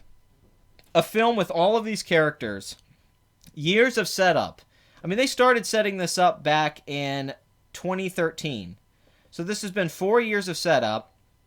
And their opening weekend back in 2013 was 116 million. So really, they had the hype then. They had the hype in 2013. This movie could have made $1 billion if it had been good. If this had been a really good movie like the trailers had showed. Because there was that opening weekend, 130 million even on the 4 days. Then look at that second week drop, 64%, 49%, 45%, 58, 61, 58. This movie couldn't even make 300 million. Man of Steel could have made at least, at a minimum, 350 million domestic with that opening weekend and 900 million worldwide.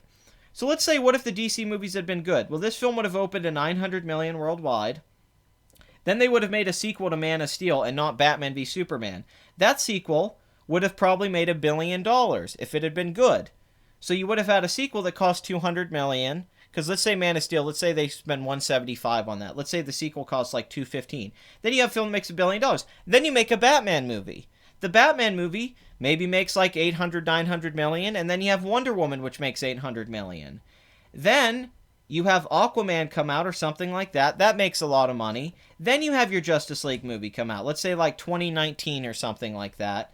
And if it had went well, you're looking at a film that would have made over $1 billion, if not 1.5 billion like the Avengers. But because they rushed all of this, because they killed Superman off so quick in their second movie, because they were so quick to throw him and Batman together, because they didn't have Man of Steel perform, instead of just trying to make a good Superman sequel, they relied on Batman for a financial gain. And that backfired now because that led to Justice League, where Batman couldn't do anything to help this.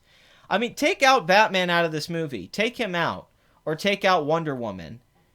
I think this would be doing even worse.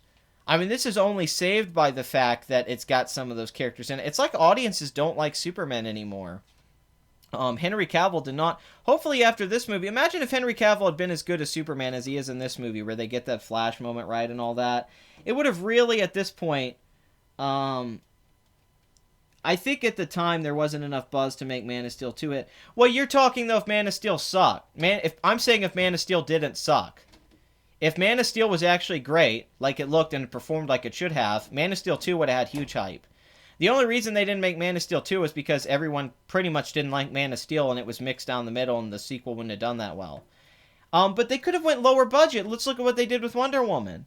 Why didn't they go for Man of Steel and say, hey, okay, we made a film that cost $225 million and people didn't love it, and it didn't do what we wanted. So why not make a sequel that cost $150 million, get a new director, get rid of Zack Snyder, bring in a new filmmaker, and then if you do those same numbers again, like $700 million, the movie will make more profit. Then make a Batman movie. It was a horrible idea to just throw Batman and Superman together.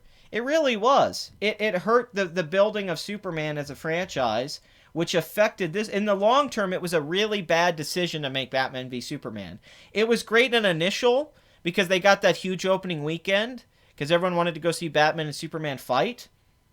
But once that film sucked too, and audiences didn't like it, it resulted in this, where Justice League was a disaster. I think they would have been better off to just make their separate Superman films. I think now they will make another Man of Steel because people like Superman. Yeah, and keep the budget low, man. You can make a Superman film for $150 million. You don't have to make it for 200-something million. You can make a $150 million Superman movie. You can make a Batman movie for even less than that. You can make a Batman movie for $130 million. You don't have to spend that kind of money on it. I get Aquaman because it's all underwater and there's a lot of special effects. You don't need that. I don't think there'll be a cinematic universe where they'll be doing crossovers, but I do think they're going to make standalone still. They're going to make Wonder Woman 2. They're going to make the Batman. I think they're going to make a Superman movie that just kind of reinvents Superman. Because what they benefited from here is that he died and he woke up and he's like a new character now. And now they can go forward with that character. The Superman is closer to who he is in the comics and cartoons. And they can now they need to, just budgeting. DC needs to budget better. They need to handle their budgets. And they need to slow down. They don't need to be like, hey, we need to get Justice League out. You know, they should have waited on this. They shouldn't have even made Justice League yet. It wasn't time. The hype wasn't there. Yeah, it was great. No, it made Henry Cavill charming. I really liked him. Him smiling, him flying with the Flash and the people, the building, him looking at the Flash. He was really likable. I'd like to see him in a Superman movie where he's that way the whole time, where he's funny and likable and a good dude. Throw away a bunch of franchises: Wonder Woman, Suicide Squad. Yeah, I think they might not make a Superman movie though, Sean. Like they're gonna continue Suicide Squad and I agree in Wonder Woman, but I don't know if they will make another Superman movie for a while. They might just make Superman a side character in story, which I think isn't a bad idea, because he's so OP, you know. So maybe the idea would be like have Henry Cavill show up and do a cameo in Suicide Squad 2, have Henry Cavill show up in Wonder Woman 2 for a cameo. Like just little cameos, like he's in the scene for 5 minutes. Like have him show up like that. I think that would help. Have him show up like for little things, but the brand has been harmed for sure. All right, let's get to the number one of the week. We went through all this. So Justice League, a steep drop despite the holiday. Still did really, because I was saying 35 to 40, and that was my thinking without the holiday. So it would have done even worse than that. This would have dropped really bad without Thanksgiving. Wonder doing amazing. Thor Ragnarok is killing it. Daddy's Home 2 doing okay. Murder in the Orient Express I think is actually doing really good and is definitely going to make 100 mil. So Lady Bird, Call Me By Your Name are both doing really well in less theaters. Great screen averages. Lady Bird made 10,000. But that's 10 million. Made 5,000 per screen. But that 100,000 for Call Me By Your Name is good stuff, man. That's a good sign. So number one of the weekend, I think we all knew it was going to be Coco, directed by Lee Unkrich, who is, if you don't know, he actually has been a writer-director on films for a long time. He worked on the first Toy Story. He worked on Toy Story 2. He was kind of John Lasseter's co-director. He worked on the screenplay for Finding Nemo, Monsters, Inc. He got his big break when he became the director of Toy Story 3, the first time John Lasseter stepped down, because apparently John Lasseter didn't have a problem making Cars sequels, but he didn't want to direct the third film in this series. But he came in and did a terrific job. He's very good. Apparently he's one of Pixar's better directors. He's been involved with almost everything. Him and Andrew Stanton work a lot together. But Lee Unkrich, I think it's Unkrich. When he made Toy Story 3, at one time this was the most successful animated film of all time before Frozen came out. This surpassed The Lion King worldwide and made $1,066 million. So he came out, directed the third Toy Story, one of the best reviewed films of that year, around that whole decade, really, the last few years, and he really broke out. And now he gets to direct his own kind of original film. You know, he's not part of a franchise here with Coco. The last Pixar film to really get great reviews was Inside Out, which was directed by the guy who did Up, Pete Docter. Let's go look at Inside Out, because that was the last film. Because the question was, had they lost their momentum, had they lost their acclaim and where they were at? Because at one point Pixar could do no wrong. Every film they released had like 98% on Rotten Tomatoes, was guaranteed to win the Oscar for animated film, and would be a hit. This really kicked off in the 90s, but you know, not everyone thinks like A Bug's Life is as good as everything else. But then once The Incredibles came out and was such a massive hit, and Finding Nemo, like this is when like Finding Nemo made $800 million, The Incredibles was a huge hit and made $633 million on a $92 million budget, and adjusted for ticket price inflation, the numbers speak for themselves. Monsters, Inc. was a massive hit. All films got rave reviews, and that led to the era of Ratatouille. And even though WALL-E didn't do great worldwide, it's more of an art film, it still did good. It cost $180 and made $533 million, but WALL-E wasn't one of their bigger films, especially domestically. But then they really even Ratatouille only made a little bit over $200 million and cost $150, but worldwide it made $620. And you know, Ratatouille is one of the best reviewed films of the last 10-15 years. It has a 96 on Metacritic. But you know, the worldwide box office was just so huge, and they did well on home video. Then they had Up, which was a huge hit. Toy Story 3. So in this era of Pixar, everything was a mega hit. Then they made Brave and Monsters University, which was a prequel, and it made a lot of money, but the reviews weren't as good, and people were kind of doubting Pixar, like they kind of lost their groove. And they had a few movies like that, and we were all kind of worried. And then Cars 2 came out, and it was the worst movie. Well, then Pete Docter came out with Inside Out, which was their best reviewed film in years, and to me, kind of is like a American version of My Neighbor Totoro. And it had a terrific opening weekend of 90 million, $175 million budget. This was a film that had 98% on Rotten Tomatoes. Was one of the best reviewed films of 2015. And at the time, it was like, hey, Pixar is back. They came back, they had the reviews, and they had the numbers. It made 356 million domestic and 860 million worldwide. Because the weird thing about Disney is the animation division, apart from Pixar, has been doing really well the last few years. Big Hero 6 was a big hit. Wreck-It Ralph did really well. Tangled, Frozen, the most successful animated film of all time. Zootopia is one of the highest grossing animated films of all time. So now the film Moana, now the films that aren't Pixar are getting the reviews. Like Zootopia and Moana got the rave reviews more so than Finding Dory. Now Finding Dory made a lot of money. Finding Dory made, 1 billion worldwide, but myself and a lot of other people consider it to be a really, really bad sequel. Sure, critics liked it, but I really find it to be one of the worst movies they made and not a good sequel to Finding Nemo. It's just a remake of Finding Nemo. But here we are with Coco, which is one of their best reviewed films in a while, I think, and it comes back to that classic Pixar brand. Some people were saying that it looked like The Book of Life, that animated film from a few years ago that Del Toro produced, where the kids are reading the story and it goes into the Day of the Dead and all that and playing guitar. And I could see that, but I've read that it's more inspired by Spirited Away and Ratatouille. And by Ratatouille, that means that it treats Mexican culture just like Ratatouille really embraces Paris and French culture, and this embraces Mexico and that.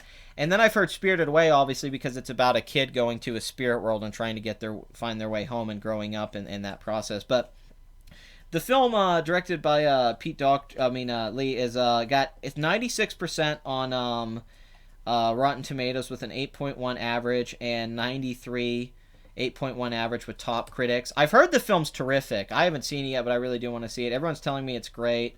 It's got an 80 on Metacritic, so this goes into the higher category of Pixar reviews. This is better reviewed than Brave and Finding Dory and Monsters University and Cars 2 and 3. It's not quite up there with Inside Out when it comes to reviews and all that, but it's not that far off. It's not quite like that film was. Everyone called that a masterpiece, but still very well reviewed film. $49 million weekend. I think the estimates were like 51 coming in, but about 50 million and 71 million so far over the holiday because of Thanksgiving, and 153 million worldwide. Now here's the thing. I've heard this film is very expensive. Yeah, Spirited Away is also my favorite animated film, too. I agree.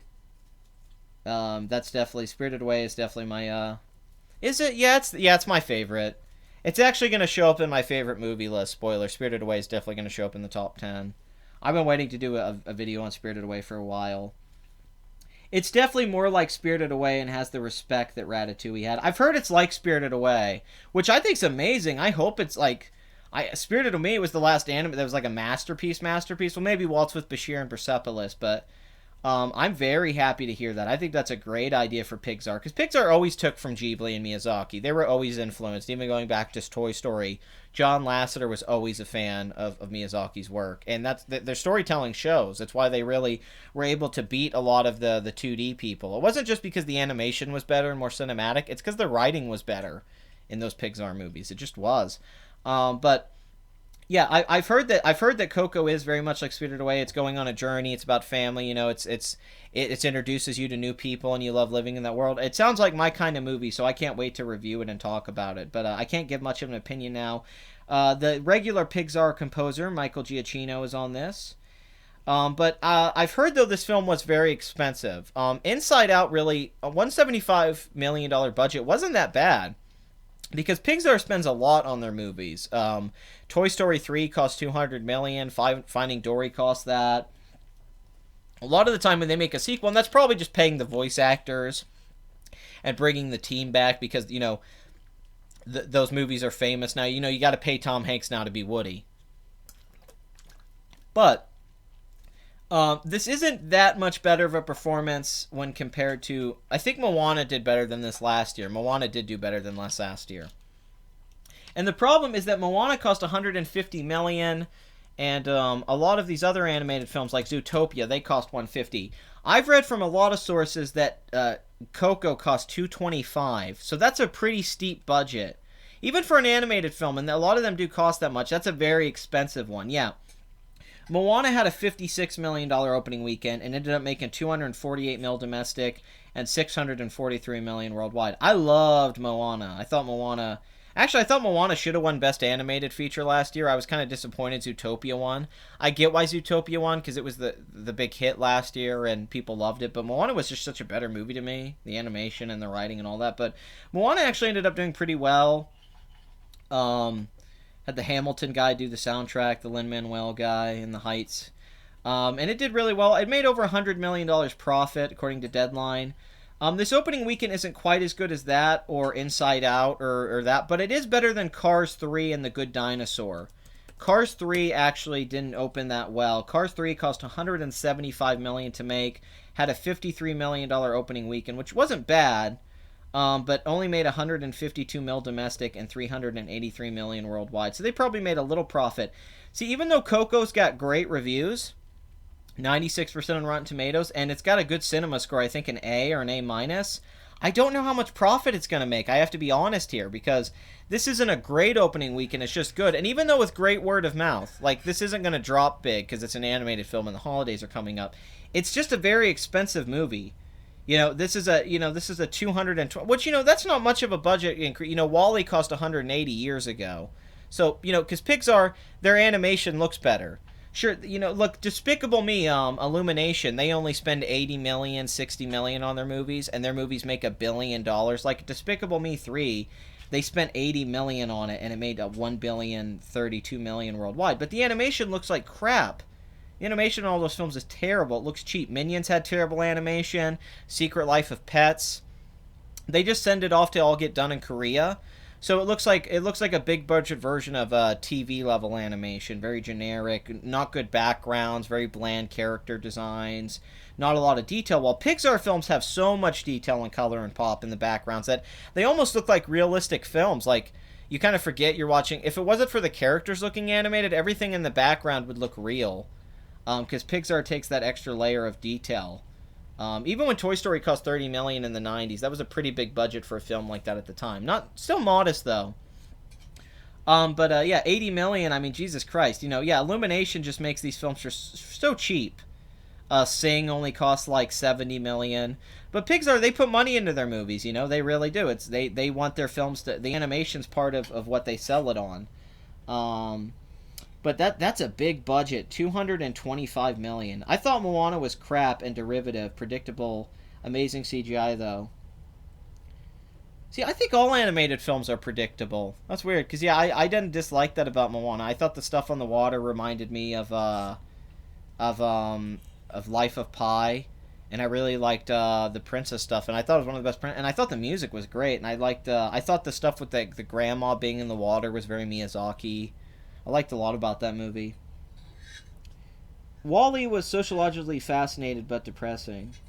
Yeah, I actually think I'd prefer WALL-E if it had stayed as that silent film at the beginning, and just had the overweight people on the ship as like a punchline in the last 10 minutes. Instead, like, the first half of WALL-E is one kind of movie where it's almost like 2001: A Space Odyssey. It feels like Kubrick. And then the second half turns into like a really good adventure Pixar film. But I think if they'd done less of that film would be better. But yeah, Coco, this isn't bad. I mean, this is really good, but it's not overperforming and it's not underperforming. It's not doing better than what a lot of the estimates were. Like, if this had 60 million opening weekend and be at like 80 something million over, that'd be great. Or if it had opened less than this, like let's say 35, 40 million, then it'd be like, that's a little disappointing. This is right in the range of good. This is good margin. But this is the same opening weekend as How to Train Your Dragon 2. I mean, I don't know if this guarantees this film a $200 million domestic run. I think it'll at least make that, but I don't know how much more. So if you have a film with a $225 million budget, then you include marketing costs, and this is a demographic that isn't that huge. I do think this will do well with a lot of Hispanic people in this country, but, I don't know how big that audience is. I don't know how well Mexican culture does really in film. It doesn't seem to do that well from what I've studied on movies, So, Yeah, you have a film here that's made 71 million, which is this is all really solid. But if this film had just cost like 180 million, 190 million, or even 175 like Cars 3 did, I could feel a little bit more positive about it. But they put a lot of money into this movie. I mean, it's like they thought this was going to be a $300 million film.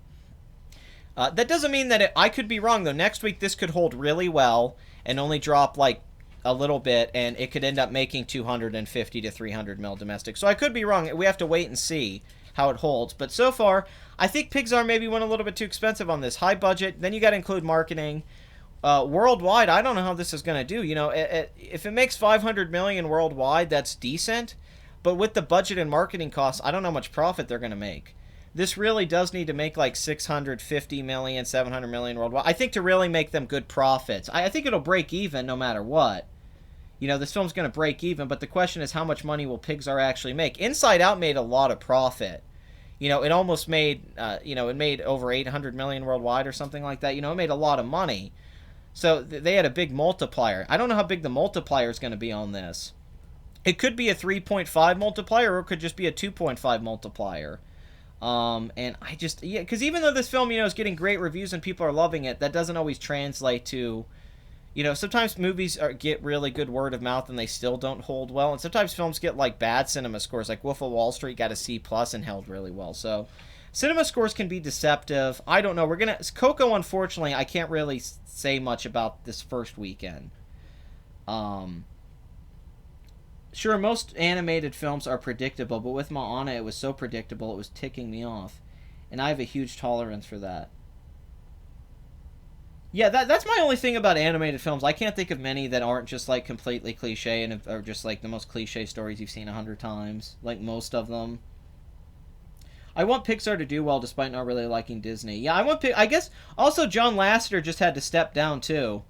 Don't forget, because of the allegations that got thrown at John Lasseter for years of misconduct, sexual misconduct. He stepped down, so he's no longer going to be one of the guys at Pixar and Disney. And that guy was very high up. He worked on a lot of things, so that's interesting. This is actually the first, now we're going to be in a post-John Lasseter world. Although he would have been involved with this movie. But I'm really happy for the director. I think the work he did on Toy Story 3, he's a great... Remember that sequence in Toy Story 3 where the kids, the daycare, and they come in and all the toys? That's like a horror sequence. He even if you don't like Toy Story 3's script, which I know some people don't, and they think it's derivative of the second film, I still think the way he directed that film, he's a great animation director, so that's why I was really excited to see Coco. I really like what he does. I love his shot choices in Toy Story 3. I love how he frames the shots and execute things. So I like the premise of Coco. I thought it came off a little cheesy in the trailers where it's all like, I love my family and all that. But I know it's just a trailer. But I'm really excited to see it. I think it could have done a little bit better, 55 million and then like 80 million. But you have to think, it's competing against Justice League. It's competing against Wonder, Thor, Daddy. So there's a lot of movies out right now. All of these films are pulling in money. Maybe if Justice League or Thor wasn't out there, this... Coco might have done better. They're all sharing this. This was a better Thanksgiving weekend than last year, though. And 2017 so far has been a very low year in comparison to last year. In 2015, it wasn't a great summer for the studio. So this was a good weekend. Let's look at what they say here in this article on Box Office Mojo real quick. Coco has played well so far through the holidays thus far and brought in an estimated 18 million on Friday. The weekend should be around 48 to 50 million, and its offering for 5-day grosses should be 70 million plus. Okay, then let's look at what Deadline has to say about Coco. Because Coco's budget is what's throwing me off. I don't really know if we should call this a success or just doing okay. But the box office this weekend, the total is 268 million. I think you can contribute that to the overperformance of Wonder and Murder on the Orient Express and those films. I think that really boosted this weekend. It was 3%. It was plus 3% over 2016, spurred by Coco and holdovers. Yeah, very true. But let's see what Deadline has to say about Coco real quick. No, that is a huge weekend total, 268 million. So basically 270 million this weekend from everything. That's really impressive. Pixar's Coco is the fourth best debut in domestic box office over the Thanksgiving stretch. Frozen did 93 million, Moana did 82, and Toy Story 2 did 80. So that's what I'm saying. It's not doing that great. Coco comes in higher than the $65 million spotted by its industry tracking. And that was just really because I think the estimates were low. Everyone was saying the film was going to open at like 40 million and only do 60. And it was like, of course it's going to do better than that, you know. Especially when the reviews came out. Now, we have to remember The Good Dinosaur. The Good Dinosaur cost a lot of money and pretty much bombed. And it only made like 120 mil domestic. I mean, Pixar lost money on that film, and it didn't get great reviews. Even though it's a really surreal film. Now, they say that studio insiders vouch that Coco is within the average Pixar production cost of 175 to 200.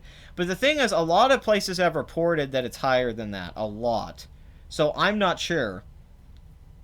Let's be conservative and say 200 million. Let's say they spent 200 million on Coco. But I've read it might even be like 230. And I can see that actually when you look just at the animation of it and how the technology has evolved. And they have to design this new world, you know, like with Toy Story, they have a lot of the same, a lot of the same stuff, and they can kind of update it. But with Coco, they got to build a whole new world.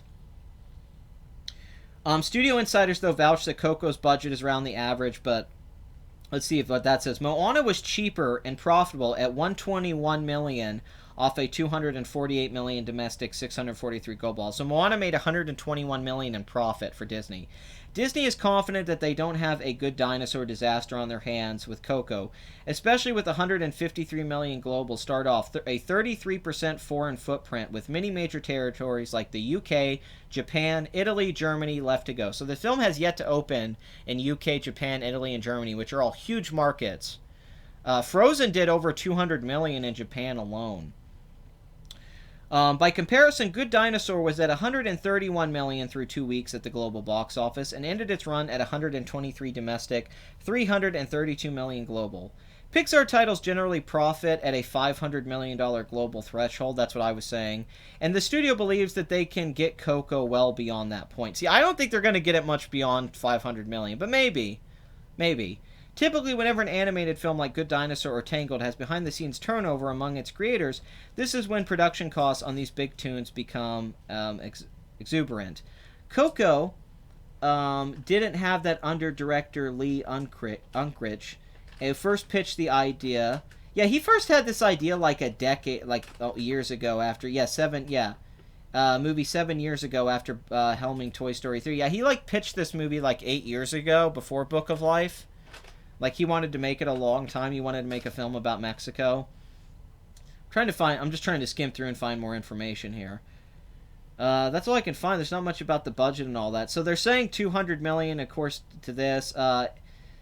So the picture social media sentiment and indicator of box office playability is significantly higher than Zootopia. Plus, Coco experienced a huge Friday to Saturday hike of 26%. That's always good news. Unheard of with most films, fall 26% to 40% over the same time span. Zootopia opened at 23.6 million and ended its run at 235.6 million. And Coco is running 48% dollar-wise ahead of Moana's opening in the Middle Kingdom. Oh, they're talking about the UK there. Okay, that makes sense. So yeah, as far as I can tell with Coco, they're saying this is good, and Pixar and Disney thinks they can make over 500 million. But like I said, I'm not 100% sure here. I think it can make 500 million. I don't think they're gonna do well above that. I just don't see it with this opening weekend making 650, 700 million. But like I said, I could be wrong. No, I don't like Cars 1, 2, or 3. No, I think Cars 1 is about as generic and crappy as a film could be. It's watchable, but that's it. That's really all it is. Alright, I'm going to look at your questions here real quick before I wrap this up. See what you guys have to say on some things. Should have been released on Halloween. Yeah, not a bad idea, actually. Coco also was screwed from having November release when it would have killed for Halloween season. I think that's an interesting concept. Pixar short films do amazingly on iTunes. Yeah, I'm sure they do. Okay, let me go down again. I think The Good Dinosaur gave Pixar PTSD. They definitely hurt their brand to release that movie because Finding Dory did so well, and then they released that, and that didn't do so well. So That was a bad idea. So let's check where the time at right here. Okay, we're at the time where I want to be. We'll wrap up some movies real quick. Last Flag Flying, Richard Linklater, 51% increase, still not doing that great. Darkest Hour opened this week in 4 theaters, 176,000, 44,000. That ain't bad, but Call Me by Your Name is doing a lot better. Victoria and Abdul, let's see where that's at worldwide. 62 million, doing really well. Stephen Frears, he actually has a really good track record. Let's see where Kingsman's at. Kingsman still hasn't made 100 million domestic. It is just going to barely do that. Still hasn't made 400 million worldwide. I don't know if it'll surpass the original film, actually. Happy Death Day, let's see if that's at 100 million worldwide. Yep, 105 million on a $4.8 million budget. Great numbers there. American Made, 133 million. That seems to be the final total. It's been that the last few weeks. Jigsaw, let's see where that's at worldwide. 94 million. Needs to make over 100 million, though, I think, to really look good. But those are still good numbers, although the domestic total's very, very bleh. The Florida Project, unfortunately, just seems to be kind of going away despite having some momentum in its early weeks. The Mountains Between Us was a bomb with Idris Elba and Kate Winslet. Idris Elba's having a rough year outside of Thor, where he has a very small role. Yeah, that seems to be it. All right, guys. Well, that's it for this week's episode of Box Office Addict. To summarize, the director wanted to make Coco for almost a decade, a long time now. He finally got to make the movie he wanted to make. It's one of Pixar's better reviewed films in recent years. Not of all time, but of recent years. And it opened really good. This is a good opening weekend, but I like I said, we're going to have to see how the legs are before we can make a final judgment. Justice League could not get out of its stump and dig its way out of a hole. It looks like it is performing very poorly and will have a hard time making 700 million worldwide. Wonder is overperforming and looks to me like it could make well over 100 million domestic, if not more. I don't know how to perform at the foreign box office, but the film only cost 20 million, so there's money to be made. Thor Ragnarok is now confirmed that it's going to make over 300 million domestic, 800 million worldwide, making it one of the most successful films of the year.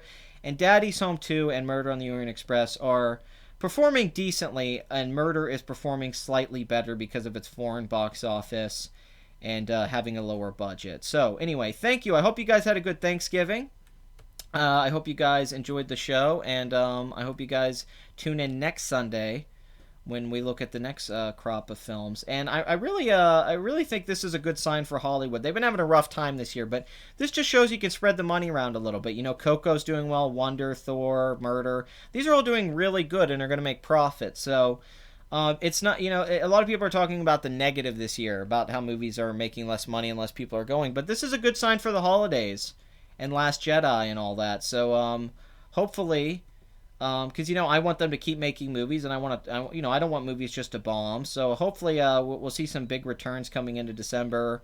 And next weekend should be the most interesting, because we're going to see how all these films hold up without the holiday boost. And that's going to be a real test for Justice League and Coco and that. Like, I think Wonder's going to hold great for weeks, and I think damn, what's that other one? I think Thor's gonna hold up pretty well, but yeah, it's we're gonna have to see about Justice League and Coco how they do without the holidays. But Coco seems it's doing on par with Tangled. Tangled's final domestic total was around 200 million, and it made almost 600 million worldwide. So I could see this being around where that movie ends up, Coco, and it doesn't cost as much. They had years of money in Tangled, which made the budget really high, because they had been planning on making Tangled for years, and they had a lot of behind-the-scenes trouble. But anyway, that's Box Office Addict. If you watch the show, you were probably a box office addict yourself, and I'm not here to help you with your addictions. I'm here to help you embrace them. Yo, Pat, another idea for a more fun Pixel Addicts with video game discussion. Yeah, I'll do. That's not a bad idea. I'll do a video game show down the road. There's a lot of shows I want to do in December. But I'll work on that. But yeah, anyway, if you're on here, you're a box office addict, you like looking at the numbers, it's a hobby, it's fun, and what's so wrong with talking about it? It's a good time. I'd like to thank Bathory for always being my moderator and keeping the chat going. I like everyone who contributed to the chat. I want to thank you for watching. And guys, please rewind your VHS tapes before you bring them back to the store. Alright, I'm sick of it. Quit bringing your VHS tape to Toy Story and having me rewind it. But good job for Pixar and Coco. Maybe they're making a return to form here, And bad news for WB and Justice League. Really, really bad news. Okay, we're right under 2 hours, and I think that's it. So I'll see you a-holes next time. I'll play you guys out some Sharkfoot music, though, so you guys can have some outro music. Let me make sure it's not turned up this time. Last week, I didn't know the volume was turned up to 98, so I think some eardrums got exploded when I clicked the in music. This is Beluga Battle Dance Annihilation by Sharkfoot.